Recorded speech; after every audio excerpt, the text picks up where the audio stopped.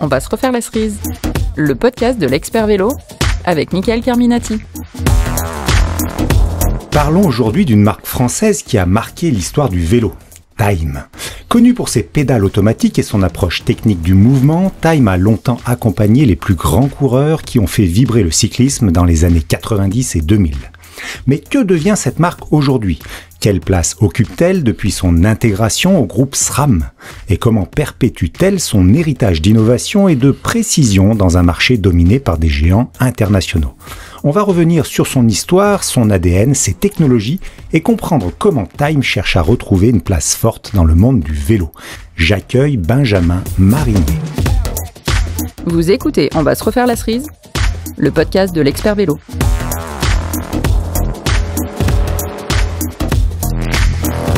Salut Benjamin. Salut Mickaël. Alors on est en Savoie, dans les locaux de SRAM. Tu es, à la tête aujourd'hui du développement produit Time pour les pédales.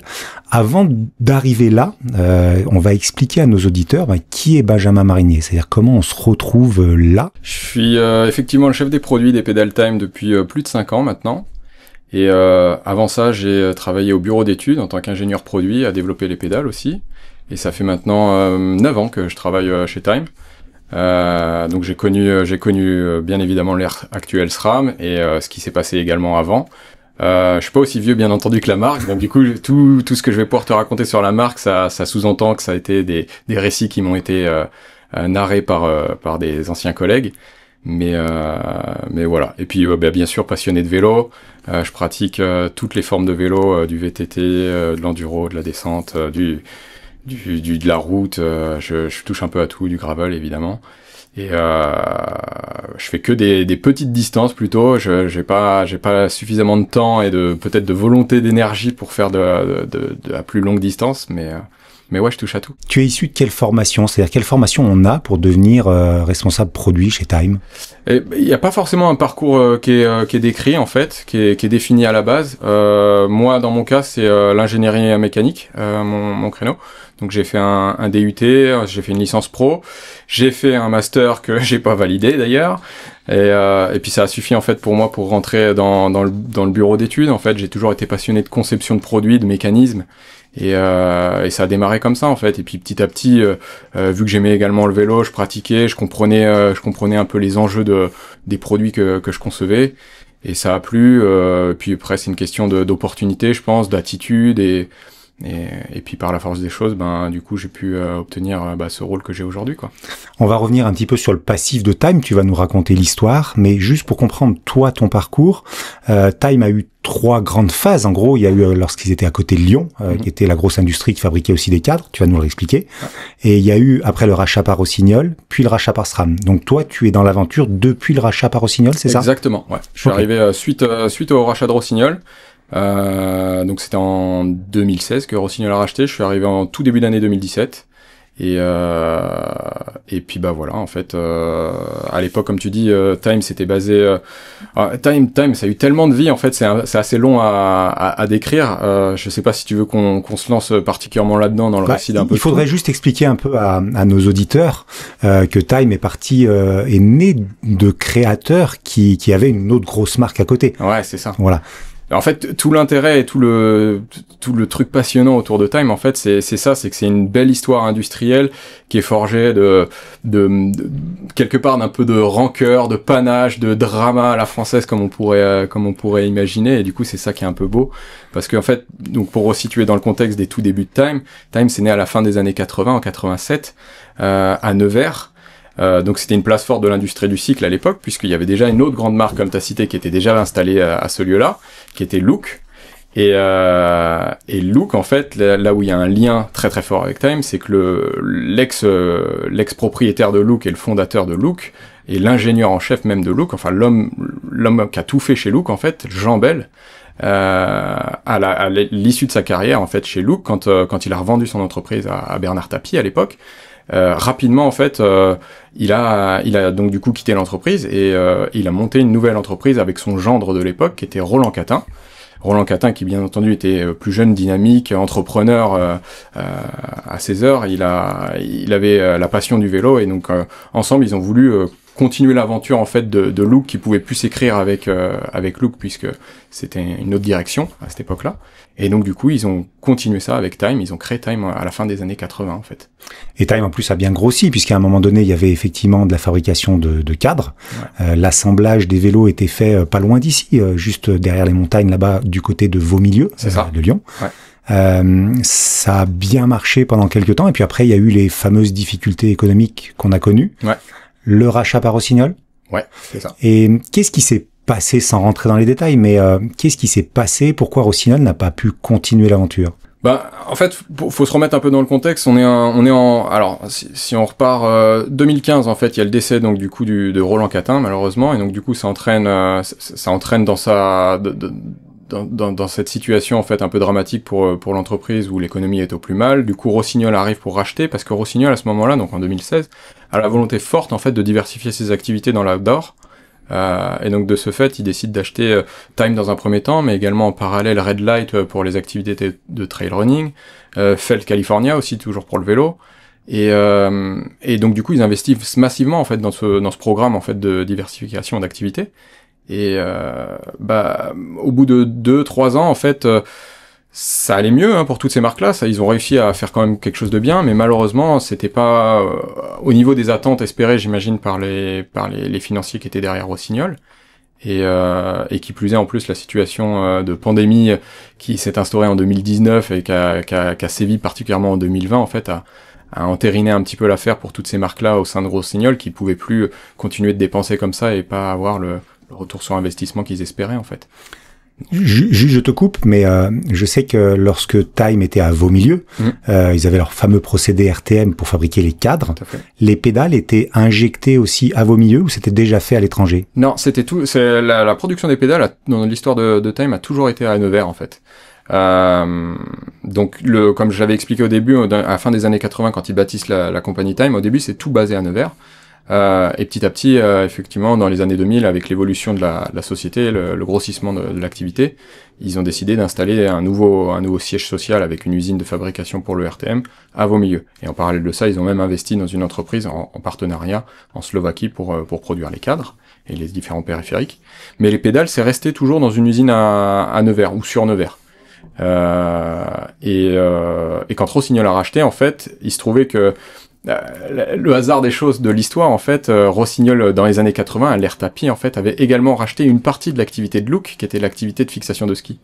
Donc, du coup, ils avaient gardé une usine Look, fixation de ski, à Nevers, et quand Rossignol, en 2016, rachète finalement Time, ils déplacent l'usine de pédales de Time de Nevers dans cette usine qu'ils avaient déjà de Look, qui était elle-même à Nevers, en fait. Donc, c'était un déménagement qui a été assez simple à gérer, puisqu'il y avait quelques centaines de mètres finalement, ou quelques kilomètres finalement à déplacer les machines. Arrive le temps où effectivement Rossignol se sépare de Time. La marque de vélo est vendue à un investisseur américain. La marque continue à vivre là-bas aux États-Unis. Oui. Apparemment, ça marche plutôt bien. Des sources que j'aime, maintenant, sont peut-être pas fiables. SRAM rachète justement la partie pédale et s'installe en France pour tout ce qui est reste en France pour tout ce qui est développement. C'est-à-dire que vous êtes combien aujourd'hui pour la partie pédale Time ici? Alors, le DSD SRAM est situé en France à côté de Montmélian, à côté de Chambéry, pour ceux à qui ça parle, entre Chambéry et Grenoble. Ouais. Mais ici, il y a toi et puis qui? Eh ben, il y a moi et puis moi, en fait. Non, je suis tout seul, effectivement. Je suis tout seul sur le bureau France. En fait, à l'époque où SRAM intervient pour montre de l'intérêt pour acquérir Time, ils ont besoin de quelqu'un dans l'entreprise pour relancer l'activité, et puis il se trouve qu'à ce moment-là, moi je fais partie des jeunes effectifs et j'ai envie de continuer l'aventure Time, donc du coup bien évidemment je réponds positivement à leurs avances. Par contre mes conditions c'est de rester en France parce que j'avais pas envie de déménager dans les sites SRAM dans lesquels ils étaient déjà implantés. Le projet pour SRAM c'était de déménager le site de production des pédales de Nevers au Portugal, là où on a déjà une usine en fait. Il y a une usine qui est au Portugal, à Coimbra, donc au milieu du Portugal, qui produisait déjà actuellement des chaînes de vélo, des roues Zip pour le marché européen, et puis aujourd'hui elle fait tout un tas d'activités diverses. Et donc ils avaient pour projet d'implanter les pédales à cet endroit-là. Donc moi j'avais eu différentes options qui m'avaient été proposées, d'aller intégrer directement ce lieu au Portugal, partir dans d'autres bureaux européens de SRAM. Mais j'étais tout à fait au courant qu'il y avait un site SRAM France qui était basé juste à côté de chez moi, vu que je suis de Grenoble. Du coup, je leur ai proposé de rester là et évidemment, ils ont accepté. Et, du coup, maintenant, je supervise en fait le développement depuis ici. Je me déplace évidemment très régulièrement au Portugal pour aller être au contact de mes équipes. Mais j'ai cet avantage de pouvoir rester en France. Et de mon point de vue, en tout cas, ça apporte réellement un bénéfice à Time d'avoir toujours un petit ancrage en France, puisque ça reste une entreprise du patrimoine français à la base. Et je pense que c'est quand même bien d'avoir au moins quelqu'un qui peut faire le lien avec le passé en étant ici, quoi. Donc le gros avantage, c'est que désormais Time bénéficie de toute la force de la structure France, notamment pour tout ce qui est SAV, oui. Distribution et aussi commercialisation. Ouais. On n'a pas beaucoup de force aftermarket parce que le marché de la pédale, c'est un marché aftermarket pas trop OI. En fait, les fabricants de vélos ne proposent pas des pédales sur leur vélo, ou très rarement de manière générale. Donc le principal marché de la pédale, c'est de l'aftermarket. Ici en France, on n'a pas de personne qui est réellement dédiée à l'aftermarket pour les ventes. On a des commerciaux qui sont pour l'OI, qui travaillent avec toutes les marques françaises, mais pas trop pour l'aftermarket. Donc du coup, mes interactions avec ces gens-là sont régulières, mais pas non plus quotidiennes, on va dire. Mais sinon, oui, par contre, j'ai recours à tout un tas d'autres ressources à l'échelle européenne et internationale de SRAM pour faire avancer le business, quoi. Est-ce qu'aujourd'hui, tu peux nous dire combien ça représente de personnes qui s'occupent partiellement, ou du moins en totalité peut-être aussi, de Time dans le monde? Eh ben, je dirais qu'en personnes qui sont 100% dédiées à l'activité Time, on est une petite dizaine, donc c'est assez faible. En revanche, pour la globalité du personnel, on est vraiment très nombreux, parce qu'en fait, il y a beaucoup de personnes, communication, marketing, vente, les fonctions de support comme la finance, le customer service, et tous ces aspects-là, sont des services partagés avec toutes les marques du groupe SRAM. Et donc il y a une multitude de personnes en fait qui touchent plus ou moins à Time, mais en personnes vraiment dédiées 100%, on est une petite dizaine. Ce qui est déjà pas mal. Ce qui est déjà pas mal, ouais. Est-ce que l'innovation, elle a été freinée du temps des années Rossignol? C'est-à-dire que on a bien compris qu'il y a eu la remise à flot, mais je me dis que, est-ce qu'en innovation, vous avez vraiment eu du budget pour que toi tu puisses travailler? Parce qu'on a quand même senti une différence depuis quelques années. On revoit Time, on revoit des produits innovants, nouveaux. Ouais. Est-ce que l'innovation a subi un petit peu de ces ventes et reventes, ou pas du tout? Eh ben, moi je trouve que ça a plutôt aidé, en fait, parce que Rossignol, alors les années, les années qu'on a pu vivre avec Rossignol n'ont pas toujours été très roses, parce que ça a été vachement court et fait de haut et de bas assez rapidement, en fait. Mais je peux pas leur retirer le fait qu'ils y ont cru au projet, et ils ont investi quand même massivement, notamment dans l'innovation. Moi, quand je suis arrivé, honnêtement, j'ai jamais développé autant de produits chez Time au début de l'ère Rossignol. En fait, ils y ont cru, une force, peut-être trop justement, peut-être qu'on a voulu mettre peut-être la charrue avant les bœufs sur certains aspects, mais on a mené de front une multitude de projets, c'était assez fou. L'ère Rossignol, c'est 4 ou 5 nouvelles paires de pédales en projet de développement en une période de 4 ans, je crois. Donc avec SRAM maintenant, on est sur un état d'esprit où on essaye de plutôt faire pérenniser et de développer des produits qui vont être d'innovation majeure, plutôt que apporter absolument de la nouveauté et rafraîchir la gamme. Là, on essaye justement plutôt de dégrossir la gamme et de la minimaliser en fait à ce qui est le plus important pour nous, notre cœur de business, et ensuite de pouvoir relancer des produits qui vont être complètement novateurs. Même si la conception Time a toujours été proche de celle de Look, d'où l'origine, on le sait maintenant, elle a quand même eu toujours cette identité bien à part en termes de conception. C'est une conception qui est quand même relativement différente des autres paires de pédales sur le marché. Ah, complètement.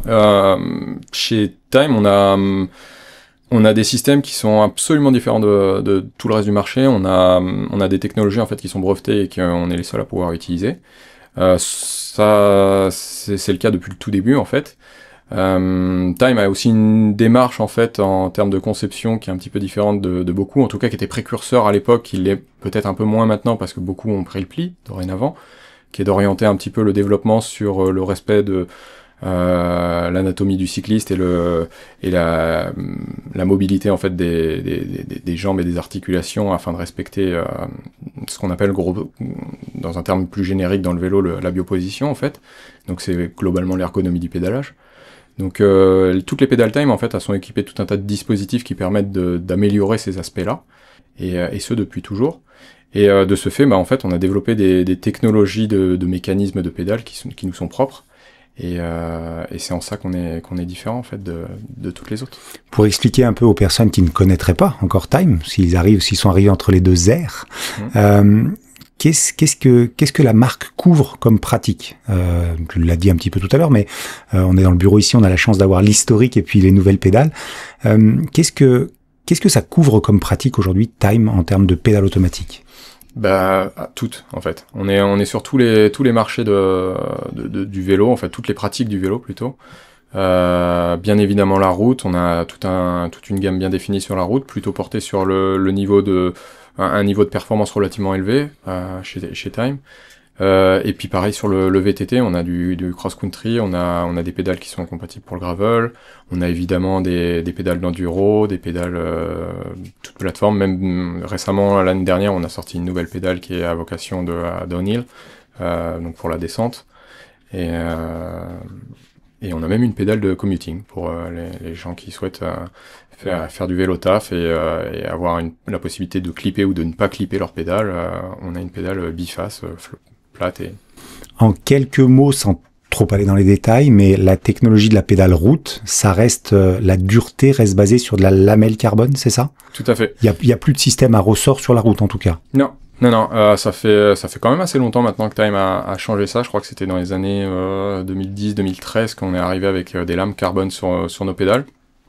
Et elles sont toutes petites, nos lames carbone, elles sont vraiment minimalistes, mais elles n'en restent pas moins très résistantes et très efficaces. Et le gros avantage en fait d'utiliser une lame carbone, c'est principalement le poids en fait. Ça fait une fonction de ressort comme un ressort métallique traditionnel, sauf qu'en termes de poids, une lame carbone ça pèse 1 gramme, 1,5 gramme maximum. Quand un ressort métallique, on est entre 7 et 10 grammes, quoi. Donc on a un gain de poids qui est assez colossal. Et bien sûr, ça demande une certaine technicité. Trouver les fournisseurs qui sont capables de faire ça, c'est bien plus complexe qu'un ressort métallique à développer. Mais ça a cet avantage-là, quoi, pour la performance. Une pédale Time, on l'a choisie aussi parce qu'il y a une liberté angulaire qui est toujours intéressante. Est-ce que tu peux nous expliquer ce principe de liberté angulaire sur la cale Time justement? Pareil, sans rentrer trop dans les détails techniques, mais juste pour que les gens comprennent bien et qu'on puisse identifier la marque par rapport aux concurrents notamment. Oui, ça c'était un peu le parti pris du début de vouloir ramener du coup cette ergonomie dans le pédalage, dans le coup de pédale. Donc du coup Time depuis le début a créé des produits qui permettent d'avoir cette liberté angulaire par le biais de la cale. Aujourd'hui c'est toujours une caractéristique qu'on cherche à mettre en avant et qu'on continue de pousser sur nos produits parce qu'on y croit, on sait que ça permet en fait d'amoindrir les risques de traumatisme dans les articulations, d'avoir cette liberté angulaire. Cependant, aujourd'hui, on dispose également d'autres solutions qui sont des cales fixes pour les cyclistes qui préféreraient avoir une sensation qui se rapprocherait de ce que d'autres concurrents peuvent faire. Et avoir du coup cette polyvalence en fait dans l'utilisation de la pédale. Mais évidemment, liberté angulaire, on y croit, ça permet en fait de pouvoir clipper sa pédale et de pouvoir continuer de bouger un petit peu le pied dessus malgré qu'on soit attaché au produit. La différence entre la fixe et l'angulaire, déjà est-ce qu'il y a plusieurs niveaux d'angulaire? Elle se fait au niveau des cales? Oui, tout à fait. Okay. Tout à fait. La pédale reste la même et ensuite c'est le choix de la cale. Donc avec toutes nos pédales route, on inclut systématiquement la cale mobile, celle qui a la liberté angulaire, Et ensuite, la cale fixe est disponible séparément à l'achat. C'est pour ceux qui souhaitent s'affranchir de ces libertés angulaires.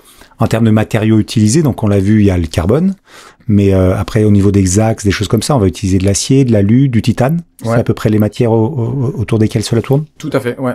L'alu, on l'utilise pas spécialement sur les axes. L'alu a l'avantage, ou en tout cas dans le cas d'un axe plutôt l'inconvénient d'être un peu trop ductile, ce qui le rend un peu trop mou et complexe à travailler sur de la ligne d'axe où on a besoin d'une rigidité assez importante. Donc c'est principalement des aciers et des titanes qu'on utilise. Mais la magie en fait du truc et la force de Time, c'est plus sur les traitements en fait qu'on va utiliser sur nos métaux pour justement les rendre plus résistants et plus durables et faire des pièces d'autant plus durables, quoi. Est-ce qu'avec le rachat de SRAM, il y a eu un rapprochement des technologies utilisées par exemple pour développer des leviers, des mètres cylindres, des choses comme ça, ou c'est vraiment des boîtiers de pédalier notamment aussi, où il y a du roulement. Est-ce que c'est vraiment deux usines et deux ingénieries qui se parlent pas, ou vous avez rapproché, échangé des idées, choses comme ça? Alors non, on se parle pas. On se parle, du coup. On se parle évidemment, en fait, tous les corps de métier, les différentes activités de SRAM, en fait, sont en contact assez régulier. Je vais pas vous dire qu'on est tous les jours au téléphone entre nous, mais on se contacte quand même assez régulièrement pour être au fait des projets des uns et des autres, et quand c'est possible de créer des synergies.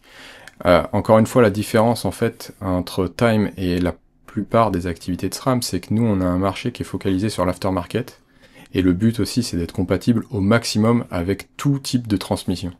On veut pas que la pédale, demain, elle soit uniquement compatible avec une transmission SRAM, ça serait une perte de marché assez importante pour nous, et c'est pas le souhait. Donc du coup, on a besoin d'avoir quand même ce minimum d'indépendance vis-à-vis du reste, pour pouvoir continuer de développer librement tous les projets qui nous intéressent, en fait. Oui, je pensais plutôt à des systèmes d'anodisation. Alors, je suis pas super technicien, c'est peut-être pas le bon mot, mais des systèmes d'anodisation, de traitement de roulement, des choses comme ça, par exemple. Hein. Ouais, en fait, SRAM a rapporté à Time notamment cet aspect-là, effectivement, les usines les différents fournisseurs qui fonctionnaient pour SRAM. Certains aujourd'hui travaillent aussi pour Time. Pareil, parce qu'ils nous ont apporté une expertise supplémentaire sur tout un tas de choses. Donc ouais, sur cet aspect-là, ouais, il y a une synergie qui s'est créée. Comment se passe le chemin entre le moment où toi, dans la tête, tu as un projet jusqu'à la commercialisation finale? C'est-à-dire que ce qui te pousse, toi, à inventer une nouvelle pédale, c'est quoi? Souvent, il y a deux possibilités, j'ai envie de dire. C'est soit on a une innovation produit qui vient de nous, c'est-à-dire moi ou les ingénieurs qui travaillent avec moi sur un concept, quelque chose qui nous paraît intéressant de ramener au marché. Sur de la légèreté, par exemple. Sur de la légèreté, sur un nouveau type de mécanisme qui serait plus simple à enclencher, peu importe le point de vue qu'on prend, mais une amélioration, quoi. Et ça vient de nous. Et donc dans ce cas, on va le pousser, on va attendre d'avoir une opportunité sur un produit dédié pour le ramener.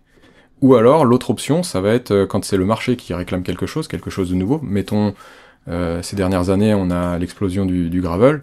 Le gravel, pourquoi pas, ça pourrait être une opportunité aussi pour nous de ramener un produit qui pourrait être dédié. Je dis pas que c'est quelque chose qu'on va particulièrement faire, mais ça peut être ça peut être une innovation qui est apportée, qui est induite due à la conjoncture du marché, quoi. Dans tout ce qui est groupe cadre, en général, la durée de vie d'un produit commercial, c'est entre 3 et 4 ans d'une plateforme. Sur les pédales, c'est équivalent ou c'est un petit peu plus? Non, c'est un peu plus long.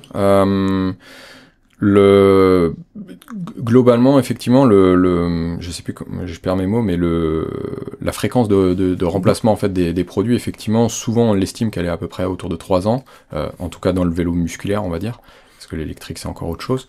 Mais généralement, on a pour ordre de grandeur ce taux de remplacement. Dans la pédale, c'est un peu plus long. Malheureusement pour moi, pas pour les consommateurs, mais les utilisateurs de pédales ont tendance à changer moins régulièrement leurs pédales que d'autres pièces sur leur vélo. Donc on est un peu plus long, donc les durées de vie des produits durent un peu plus longtemps également. Je continue sur ce process, donc le produit naît d'un discours entre toi et d'autres ingénieurs.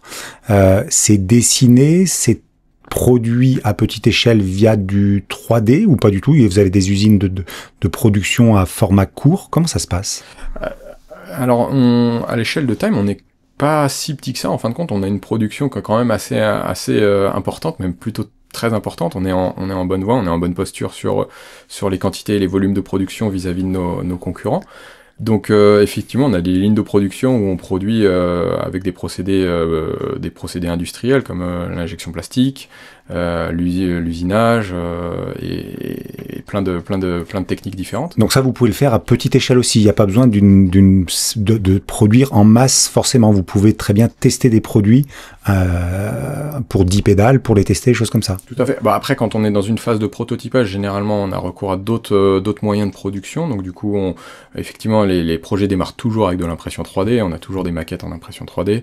Et puis petit à petit, on avance sur de l'usinage avec des pièces en aluminium qui à terme seront probablement des pièces en composite ou différents matériaux. Mais ouais, on avance comme ça en fonction des jalons des projets. On démarre toujours très petit, on fait des tests, on voit comment ça fonctionne.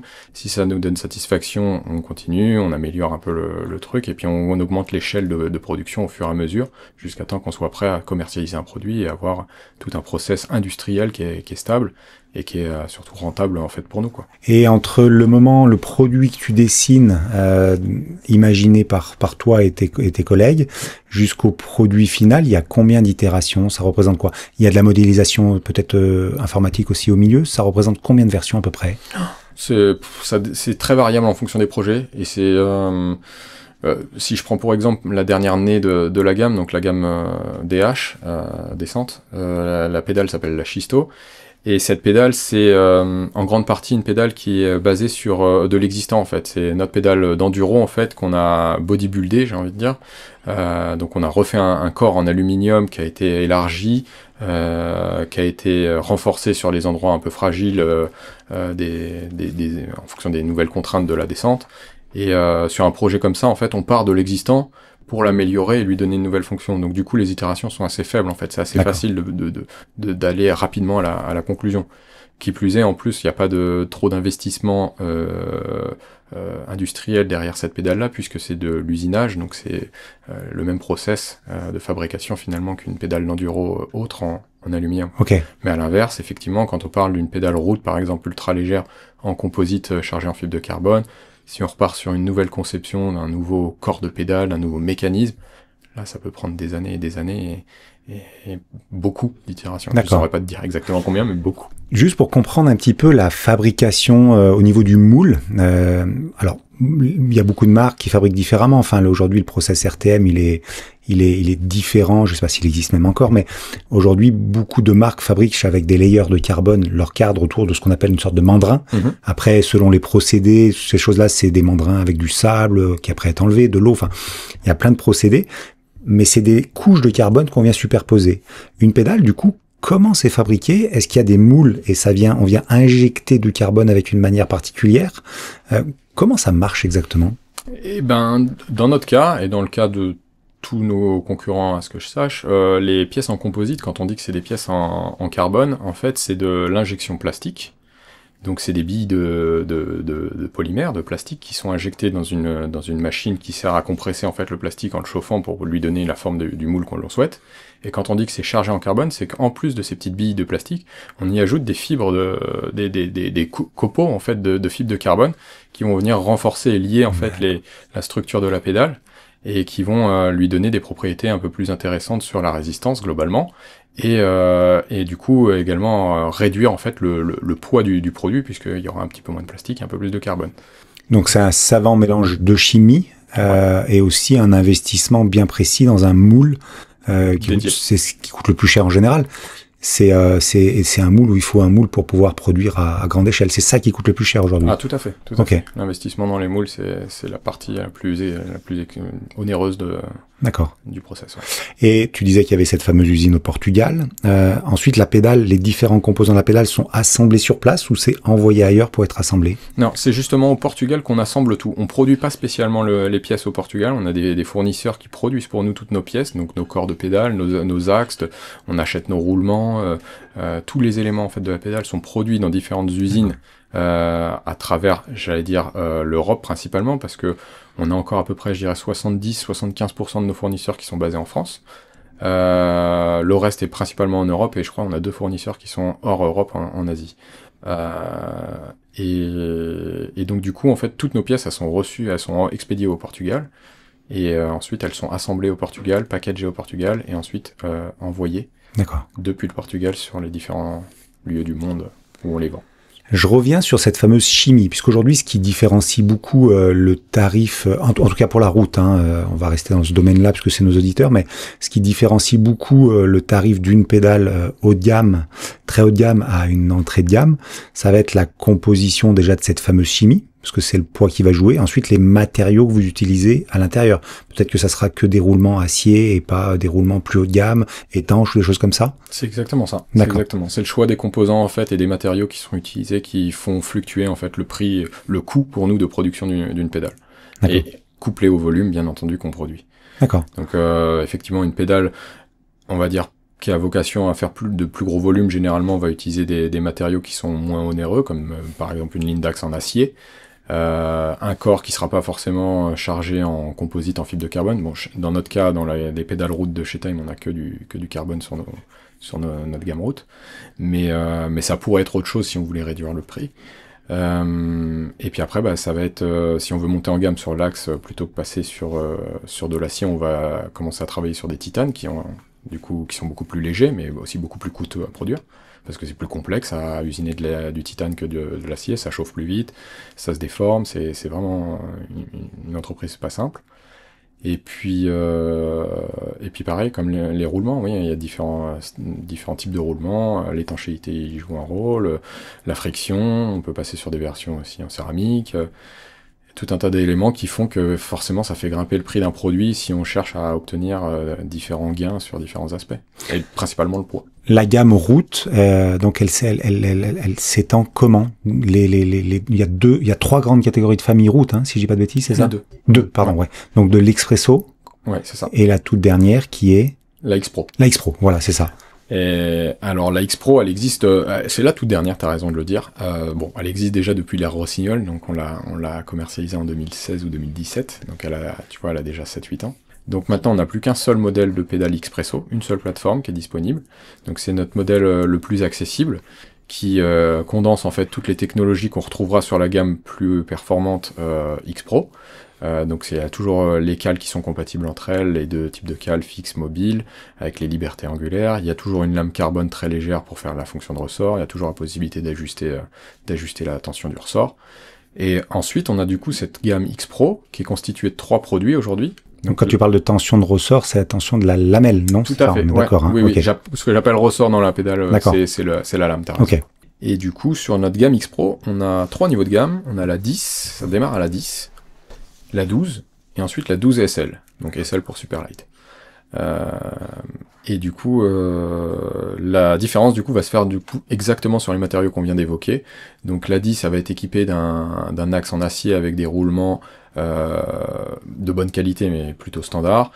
Quand ensuite la 12, on va avoir un axe en titane en plus, et ensuite la 12 SL, on aura un axe titane encore plus allégé et avec des roulements en céramique. Alors moi j'ai eu la chance de peser la fameuse SL.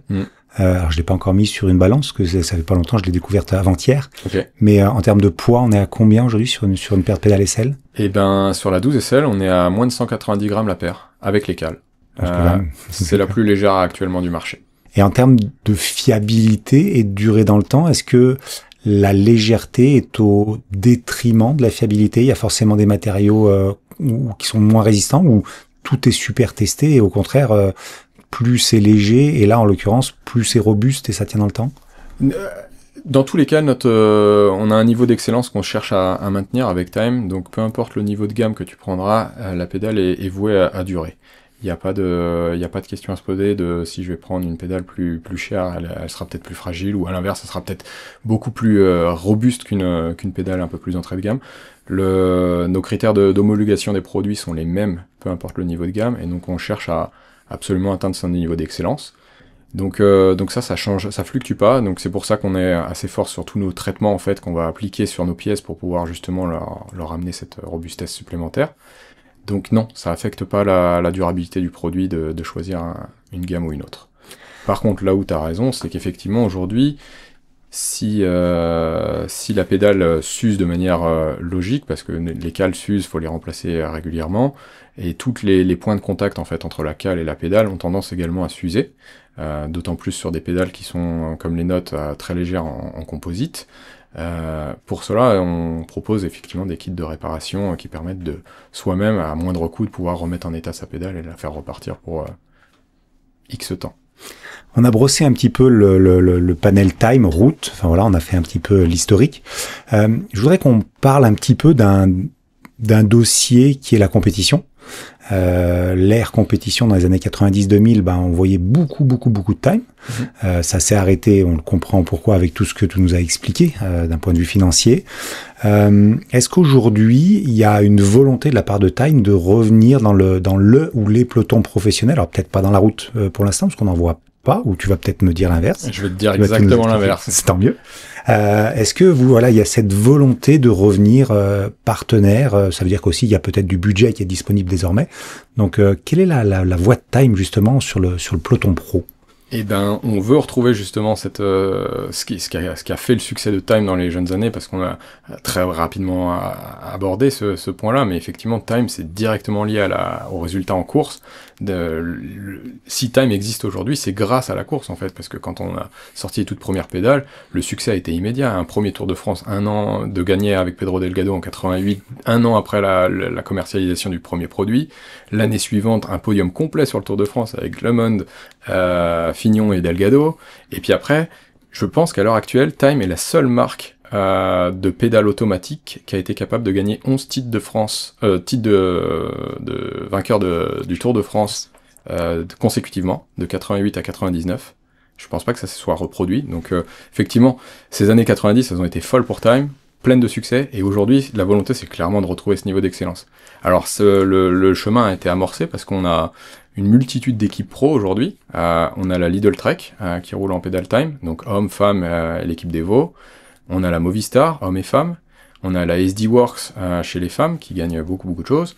On a la Canyon SRAM de Casiani et Madoin aussi, qui est équipée en Time. Et chez les hommes, depuis cette année, on a aussi la Tudor de Alaphilippe et Marc Hirschi. Donc ouais, des équipes pro, on en a plein. Et pour la petite anecdote, et je suis pas peu fier de le dire, c'est que cette année, Time, c'est la marque de pédale la plus titrée sur l'ensemble des championnats du monde, route et VTT. On a même devancé Shimano en termes de titres cette année. D'accord. Donc, on en a eu 9 sur 30, sur toutes les catégories de gravel, cross-country, olympique, short track, marathon, et puis les routes, TT, enfin, tout ça réuni, toutes les catégories, sur toutes les médailles distribuées. C'est Time qui est le plus représenté. S'il y a cette collaboration avec les pros, ça veut dire qu'il y a aussi du background qui revient désormais de la compétition pour le développement et l'amélioration. Oui, ouais. C'est pas toujours facile d'ailleurs, pour être tout à fait transparent. Mais oui, évidemment, on communique de manière hebdomadaire, j'ai envie de dire, avec ces équipes pour améliorer nos produits, les adapter à leurs besoins qui sont bien souvent un petit peu différents de l'utilisateur plus standard. Pas forcément toujours d'ailleurs plus différents, simplement ils aimeraient l'avoir tout de suite, la nouveauté ou l'amélioration qui fait qu'ils vont performer un petit peu mieux. Donc ouais, c'est un travail quotidien. Et ça paye parce qu'on gagne, et puis ça se décline petit à petit aussi sur en fait toutes les avancées qu'on arrive à faire par le biais de la compétition. Gentiment, ça nous permet aussi de pouvoir les décliner sur la pédale de Monsieur Tout le Monde et l'offre globale, quoi. Est-ce qu'il y a une différence entre la pédale, alors on va parler surtout de rigidité, enfin de dureté de lamelle, entre celle que tu fournis à Clara, notamment qui est plus orientée sprinteuse chez la Lidl Trek, ou à un grimpeur. Est-ce qu'il y a cette adaptation-là? Est-ce que les coureurs choisissent leur pédale en amont? Comment ça se passe? Alors pour les pros, et maintenant même pour tout le monde, en fait, on a cette possibilité-là. On peut jouer sur la raideur du ressort, effectivement, comme tu l'as évoqué. La plupart des pros, et j'ai envie de te dire, ils ont atteint un niveau d'excellence dans le pro peloton, que ce soit les hommes et les femmes, que globalement, ils veulent tous des pédales super raides. Même chez les femmes, même les femmes, les grimpeuses qui pèsent 40 kilos, maintenant elles veulent des pédales super dures à déclipper. C'est pas toujours justifié, c'est pas toujours nécessaire. Même chez les hommes, c'est pas toujours nécessaire. On essaye de leur expliquer que ça serait bien des fois aussi d'envisager redescendre un peu d'un cran en rigidité, parce que parce que ça pourrait leur permettre d'être plus réactifs sur un fait de course ou quelque chose, mais ils sont pas intéressés, pour l'instant ils veulent des pédales très rigides. Donc oui, on a la possibilité d'ajuster ça, donc il suffit en fait on peut doubler les lames carbone sur les X-Pro. Donc d'origine elles sont systématiquement fournies avec une seule lame, mais n'importe qui peut acheter le petit kit de lames qu'on vend séparément et rajouter une lame supplémentaire sur sa pédale X-Pro et ainsi doubler en fait la raideur de la pédale pour avoir une pédale extrêmement... Tu as des valeurs en newton-mètre que tu peux nous donner justement pour les pros et puis du coup pour le grand public aussi. Ben nos lames en fait elles fournissent en ce qu'on appelle le couple de déchaussage pardon. C'est un couple qui est exprimé en newton-mètre. Avec une lame simple, on est à 6 newton-mètre en position mini et on peut monter jusqu'à 12 en position maxi. 6 pour expliquer un petit peu aux auditeurs, c'est un serrage de tige de selle classique à peu près sur les différentes marques de vélos en général. C'est entre 5.5, 6.5. Ouais. Donc ça montre déjà un petit peu la certaine tenue. Hein. On est tous assis sur une selle toute la journée. Oui. Ça tient bien. Ouais. Mais quand on passe à 12, on est plus proche d'un serrage beaucoup plus conséquent. Quoi. Tout à fait, tout à fait. Et puis du coup, si on double la lame, du coup on double tout. D'accord. Et vous mesurez les watts produits justement pour prendre en compte la lame, ou vous, quand vous faites vos process de conception de lame, ça se joue exclusivement sur du newton-mètre, parce que le ratio puissance newton-mètre, vous avez des tableaux qui sont évalués? Ouais, il y a des tableaux en fait pour définir un ressort en fait, c'est connu, et également dans une lame c'est connu en fait les courbes de raideur d'une lame, donc c'est beaucoup fait à l'expérience en fait, parce qu'on connaît nos produits, on sait dans quelle plage on doit être, et puis on sait si demain on veut faire une lame plus raide, bon c'est pas le cas, hein, mais si on veut faire encore une lame plus raide, on sait que plutôt que doubler la lame, on peut peut-être changer l'épaisseur de notre lame et puis atteindre ce niveau de raideur. Donc oui, après c'est à nous en fait de prendre en compte le retour du terrain, peu importe de quelle clientèle on s'adresse, si on s'adresse à des pros, si on s'adresse à des amateurs ou à même des pratiquants loisirs, d'adapter en fait nos produits pour que ça fonctionne pour tous, quoi.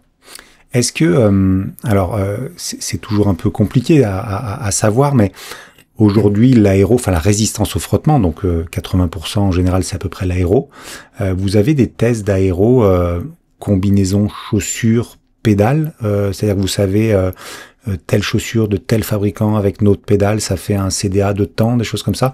Vous n'avez pas poussé cette démarche-là pour l'instant? Non, cette démarche, elle n'a pas été poussée de notre côté, du moins à ce niveau-là. On a fait des tests en soufflerie sur nos produits uniquement, sur quelques chaussures qu'on avait pu sélectionner afin d'avoir un peu des valeurs et des axes d'amélioration pour justement changer un peu les designs pour obtenir quelque chose de plus performant. Mais on n'a pas le détail de tout.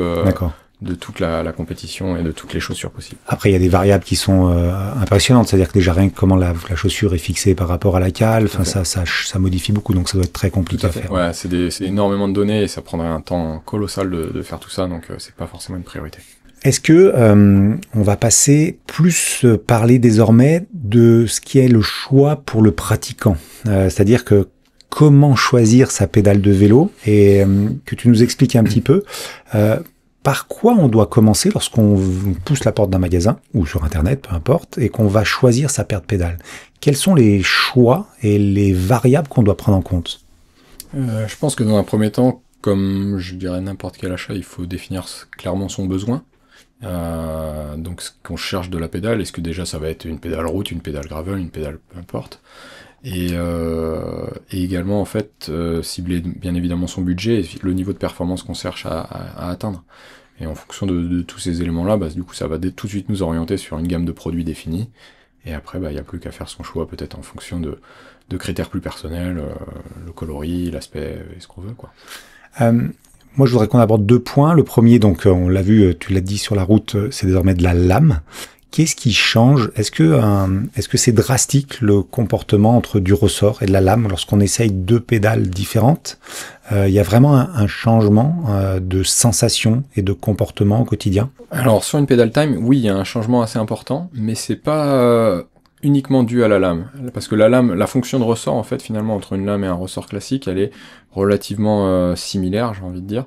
La plage va être peut-être un petit peu moins grande, d'oscillation de raideur va être un petit peu moins grande peut-être sur une lame que sur un ressort classique de torsion ou de compression. Mais là où les pédales time elles divergent, c'est en fait liées au mécanisme de la pédale en elle-même. Sur la route, on a un mécanisme qu'on a nommé iClick. Et la spécificité de ce mécanisme, en fait, c'est d'avoir la pédale qui est pré-ouverte quand elle n'est pas utilisée. Donc la pédale est déjà en attente, ouverte, prête à être clippée lorsqu'on n'a pas le pied dessus. Donc il suffit juste de poser le pied dessus, et elle viendra automatiquement se refermer sur la cale, sans exercer une force particulière. On n'a pas besoin de pousser contre le ressort, en fait, pour l'ouvrir, la pédale. Et quand on déclipse, en fait, il y a un petit levier qui vient se relever automatiquement à chaque fois qu'on déclipse, et la pédale se réouvre de nouveau pour pouvoir être prête à être chaussée la fois suivante, en fait. C'est pour ça aussi qu'on fait beaucoup le parallèle par rapport aux fixations de ski. Oui. Historiquement, tu l'as dit en intro, hein, voilà, avec les fixations de ski, donc ça s'est rapproché de ça au niveau des brevets en tout cas. Je sais, en tout cas, oui, sur le principe pur et dur, oui, on est sur le même fonctionnement, effectivement. La pédale, enfin, comme la fixation de ski, la pédale se rouvre pour être prête à chausser. En fait, ça, la pédale time, elle pourrait être assimilée, en fait, à un mécanisme de tapette à souris, si tu vois ce que je veux dire. Tu sais, t'as le petit levier où tu mets ton truc. Clac, ça bloque. Et si t'appuies sur le levier, tac, ça vient fermer. Et ben, c'est exactement la même chose sur une pédale time, en fait. On appuie sur le petit levier, et tac, ça vient se refermer dessus. L'autre élément important, en général, dans le choix d'une pédale, c'est ce qu'on appelle la surface d'appui et la hauteur de cette surface d'appui par rapport à l'axe. Explique-nous comment ça joue, ça. C'est-à-dire que la surface d'appui idéale, ça serait une grosse pédale bien plate, très très large, où tout le pied serait collé, mais avec l'effet de déchaussage, chaussage, d'aérodynamisme, toutes ces choses-là, on peut pas faire ça. Donc, en quoi cette surface d'appui, cette largeur de surface d'appui, elle vient favoriser ou défavoriser un pédalage et une transmission de puissance? Alors, il y a deux éléments dans ta question. Il y a la surface d'appui, la largeur, et il y a aussi l'épaisseur. Sur la largeur et la zone de surface d'appui, on sait que sur le pied, la zone de transmission de puissance, elle est alignée à peu près avec la zone métatarsale.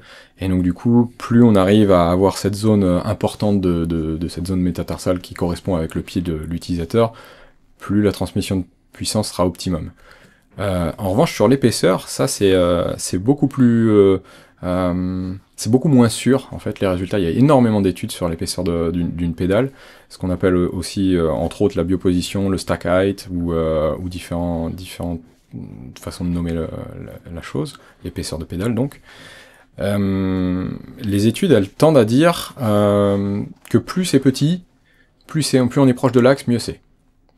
C'est pas tout à fait vrai, c'est pas un gain de puissance qu'on va avoir en faisant ça. Enfin, en tout cas, de ce que j'ai compris moi-même de ces études, et les études que nous-mêmes on a pu faire avec des laboratoires indépendants.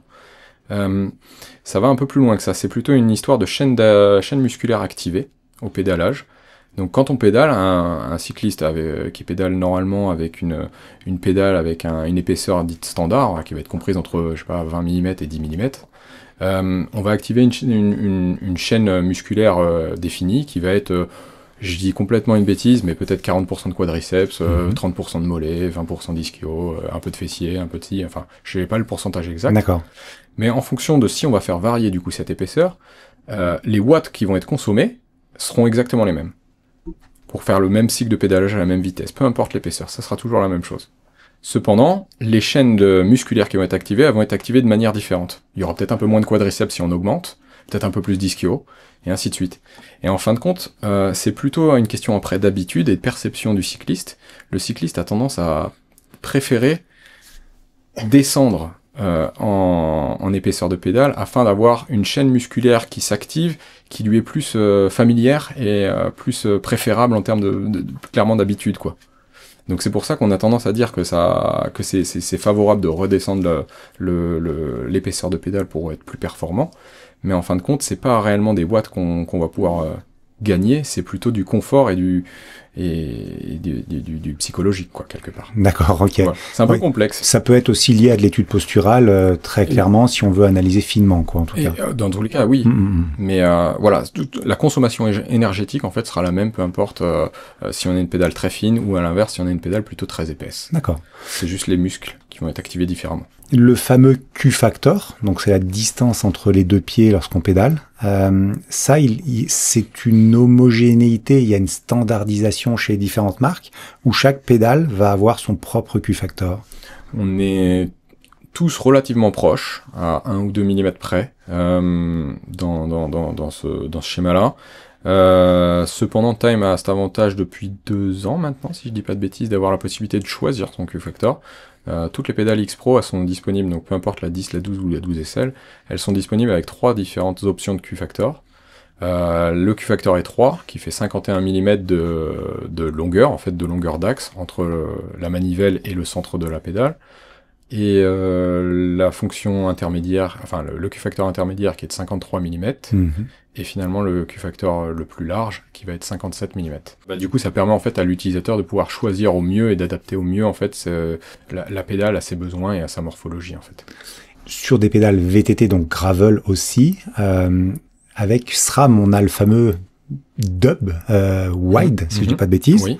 C'est souvent sur les gravel, puisque la ligne de le Q-Factor est un petit peu plus large, lié au fait qu'il y ait des plus gros pneus sur les gravel, donc forcément il faut élargir un petit peu plus le Q-Factor, la ligne de chaîne, enfin toutes ces choses-là. Et du coup, les pédales de gravel sont conçues pour conserver quand même un Q-Factor qui reste dans les standards. Comment ça se passe justement lorsqu'on additionne tout ça? Alors pour l'instant, on n'a pas sur la gamme VTT Gravel, on n'a pas la possibilité de changer notre longueur d'axe. Ça fait partie des choses qui sont à l'étude, mais ça a une longueur d'axe définie. Donc, D'accord. même. Donc c'est une longueur d'axe qui a été développée pour le VTT. Elle fait 54 mm.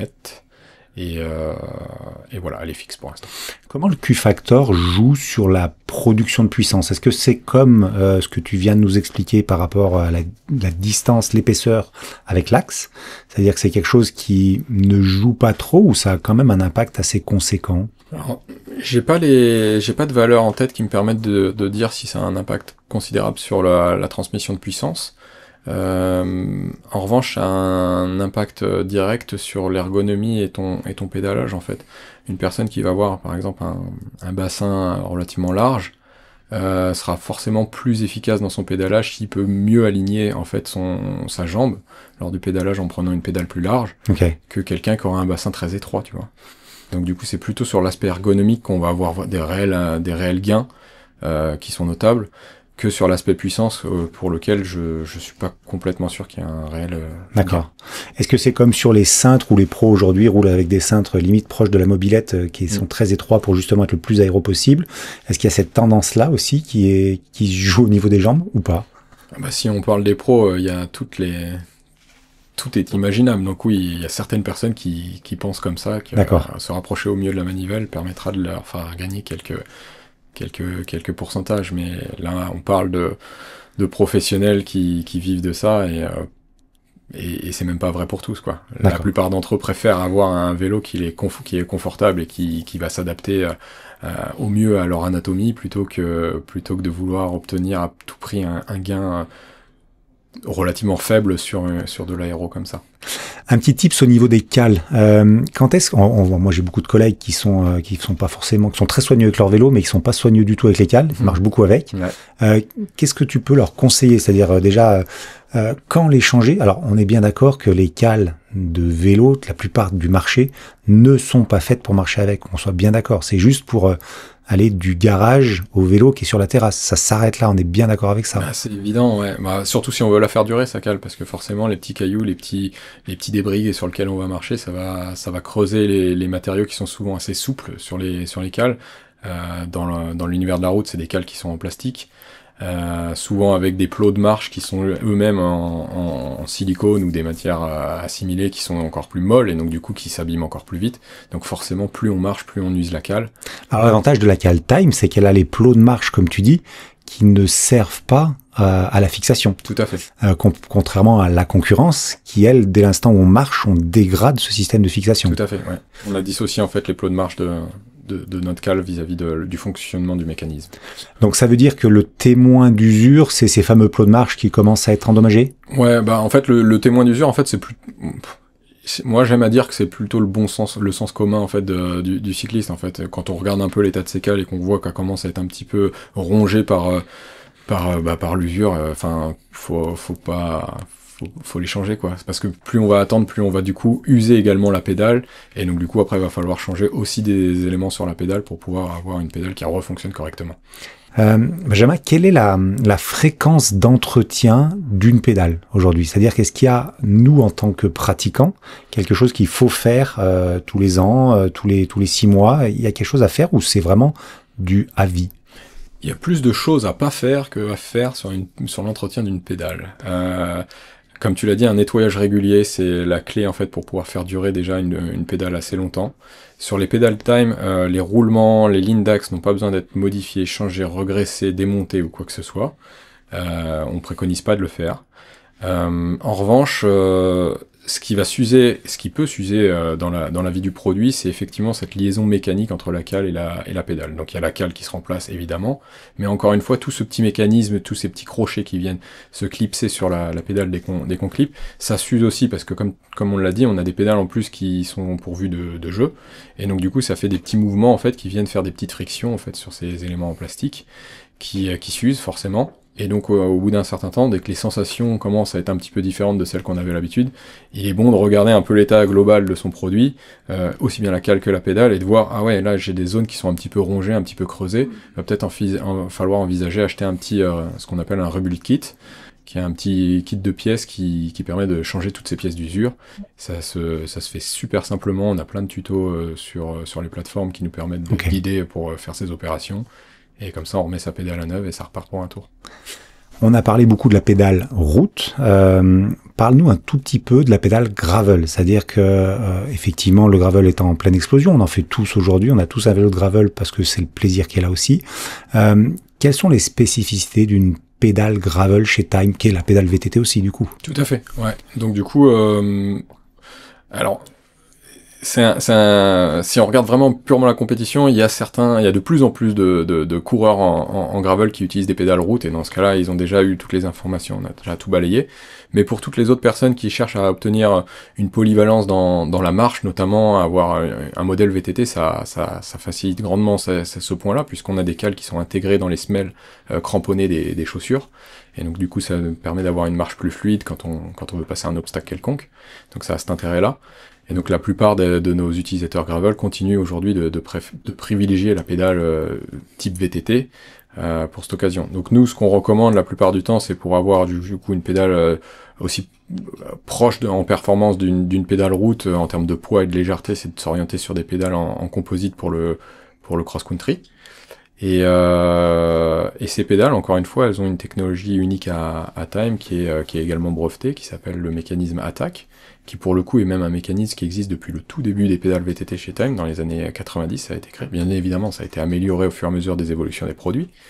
Mais le principe de ce mécanisme, en fait, c'est d'avoir la mobilité du mécanisme sur l'avant du produit plutôt que sur l'arrière, contrairement à nos principaux concurrents sur le domaine-là. Qui est du SPD, par exemple. Exactement. Voilà. Ouais. Et en fait, du coup, ça permet d'avoir un chaussage qui est encore plus simplifié, plus naturel, en fait. Dès qu'on vient mettre un coup de pied dans la pédale, on n'est pas buté dans un arceau fixe, en fait, à l'avant, et on pousse, en fait, un arceau devant, et qui permet ensuite de clipper. Et par le biais de ce mouvement de cet arceau, ça fait un levier, en fait, qui vient chasser à chaque chaussage, les débris de la pédale, et ce qui la rend particulièrement fiable dans des conditions de boue et tout ça. Sur lequel on a encore du ressort, justement. Là, c'est pas de la technologie lamelle carbone, qu'on soit bien d'accord. Ouais.